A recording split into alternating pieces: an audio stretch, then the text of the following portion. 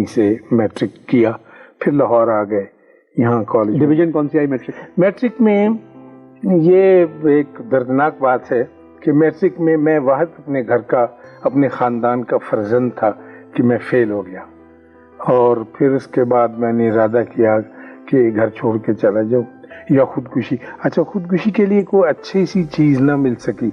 ہماری کھجور کا ایک درخت تھا، میں نے کہا اس کے ساتھ لٹک کے خودکشی کریں گے رستہ، تو وہ بہت مشکل ہے، اونچا بہت درخت، تو تیز دھار آلہ جو تھا وہ ڈر لگتا تھا کہ اس سے خون بہت نکلے گا، لیکن ارادہ میرا ایمانداری کے ساتھ پکا تھا۔ پھر میں نے کہا میں گھر سے بھاگ جاتا ہوں۔ مطلب اس کی وجہ صرف میٹرک میں فیل ہونا تھا؟ جی، بہت، اس میں اتنی بڑی ذلت کہ کبھی خاندان میں ایسے ہوا ہی نہیں تھا۔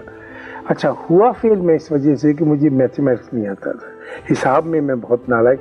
مجھے یہ پتہ نہیں چلتا تھا کہ اگر ایک حوض کو 2 نالیاں 3 گھنٹے میں بھرتی ہیں، اور اگر ایک چھوڑ دی جائے اور دوسری کھول دی جائے تو حوض کتنے گھنٹے میں بھر جائے گا، مجھے کیا پتا۔ میں کہتا مجھے وہاں بٹھا دو اور بتا دو کون سی نالی کھلی ہو، بتا دوں گا، ٹائم دیکھ لوں۔ یہ نہیں آتا۔ ایک سوال آتا تھا کہ بتائیے 1780 13 جولائی کون سا دن تھا، find by calendar the day, وہ نکالنا وہ نہیں سمجھ میں آتا تھا۔ الجبرا کہ کبھی ہوا آپ نے سنا کہ لام کو جیم کے ساتھ ضرب دی جائے اور بے کو سین کے ساتھ دیا جائے، برابر ہے کہ فرض کیجئے برابر ہے لاکھ ہے، بھائی یہ کیا ہے؟ واقعی نہیں سمجھ۔ میں بڑی ایمانداری کے ساتھ کوشش کرتا رہا تو نہیں کامیاب ہو سکا۔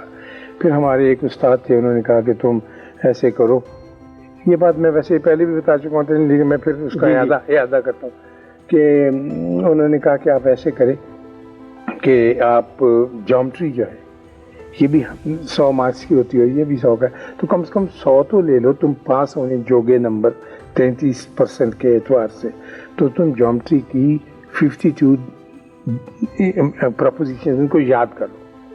تو وہ میں نے رکھ کے کاغذ پہ کھینچ کے نقشہ ذہن میں بٹھا کے سردیوں کی راتوں کو قمیص اتار کے تاکہ سردی لگتی رونگٹے کھڑے رہیں اور مجھے تکلیف یاد کرتا رہا۔ تو اس میں انور میں نے 40 ایکسرسائزز ایسے یاد کر لیں جیسے حافظ قرآن کو یاد کرتے آج ہے، تو مجھے پتہ نہیں، جب بھی نہیں پتا، اب بھی نہیں پتا۔ تو 10 اس میں ایسی تھیں جس میں یہ خرابی تھی کہ یہ جیومیٹری کے اعتبار سے الجبریکل آئیڈینٹی کے زور پہ اس کو پروو کریں، یعنی اس میں آدھا الجبرا آ جاتا تھا، اور وہ یوں آتا تھا کہ جیومیٹری کی آپ نے فگر دے دی، اس کے بعد نیچے اس کی اننسیشن لکھنی پڑتی تھی کہ چونکہ یہ ہوا اس لیے یہ ہوا، اگر 2 لائنیں دوسرے کو کراس کرے تو پھر اس کا اینگل یہ بنتا ہے۔ اچھا، وہ جو کا تو لکھنا تھا، اب وہ میں یاد کرتا تھا، مجھے یاد نہیں ہوتا تھا۔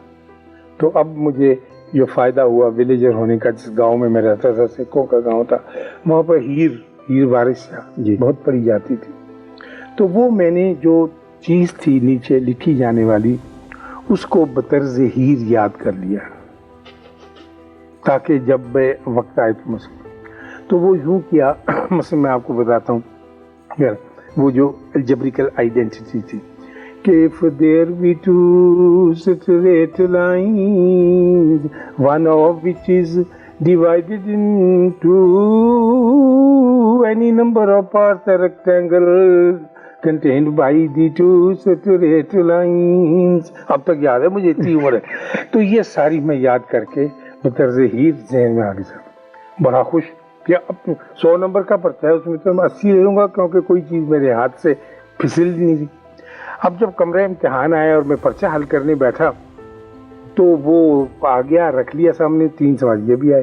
اب جب تک میں گاؤں نہیں، میں تو لکھ نہیں سکتا، تو میں تو اس زمانے میں یہ نہیں ہوتا تھا کہ مزید سے پرچے جیسے کرتے رہو، گھر لے جاؤ، بوٹی مافیا، اس کا تو کوئی تصور ہی نہیں ہوتا تھا۔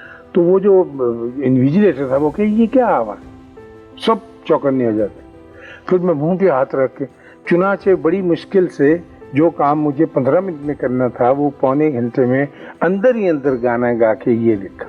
تو یہ آپ مجھ سے ڈویژن پوچھ رہے تھے تو مجھے تو ساری بات بتانی پڑی کہ بڑی مشکل سے میٹرک کیا، لیکن پھر جب میتھمیٹکس کا دھندا مجھ سے چھوٹا تو پھر اللہ کے فضل سے BA MA یہ پھر مشکل نہیں